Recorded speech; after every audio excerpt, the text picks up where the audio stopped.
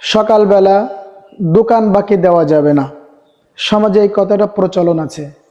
দেখবেন যারা ব্যবসা করে, যাদের বিজনেস আছে, সকালবেলা যদি কোনো মানুষ বাকি ক্রয় করতে যায়, তাহলে দেখবেন ওই দোকানদার ভাই বলে সকালবেলা বাকি দেওয়া যাবে না। প্রথম কাস্টমার, প্রথম বউনি যদি বাকি দেয়, তাহলে আমার সারাদিন ব্যবসাটা ভালো হবে না।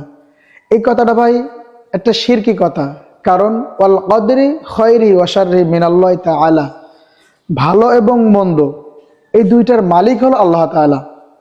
আপনার আজকে সারাদিনে আপনার রিজিকে যেটা বরাদ্দ আছে সেটা হবে, যেটা যাবার সেটা যাবে, যেটা আসার সেটা আসবে। কিন্তু সকালবেলা বাকি দিলে সারাদিন বাকি যাবে, এই কথাটা হচ্ছে শিরকি কথা। এই কথাটা সম্পূর্ণ কোরআন হাদিস থেকে আলাদা কথা, বানোয়াট কথাবার্তা। এই কথার সাথে বাস্তবতার কোনো মিল নাই। আপনাকে বিশ্বাস করতে হবে মুসলিম হিসাবে, আমার তাকদির নির্ধারিত, আমার তাকদিরে যেটা আছে সেটা হবে। যদি আজকে আমার তাকদিরে লেখা থাকে 5,000 টাকার বেচা কিনা হবে, 5,000 টাকা হবে।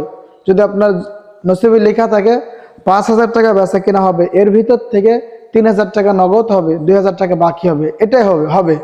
কিন্তু সকালবেলা বাকি দিলে সব বাকি চলে যাবে, এটার সাথে বাস্তবতার কোনো মিল নাই, কোরআন হাদিস তো মিলও নাই। আর এটা বিশ্বাস করা একটা শিরক।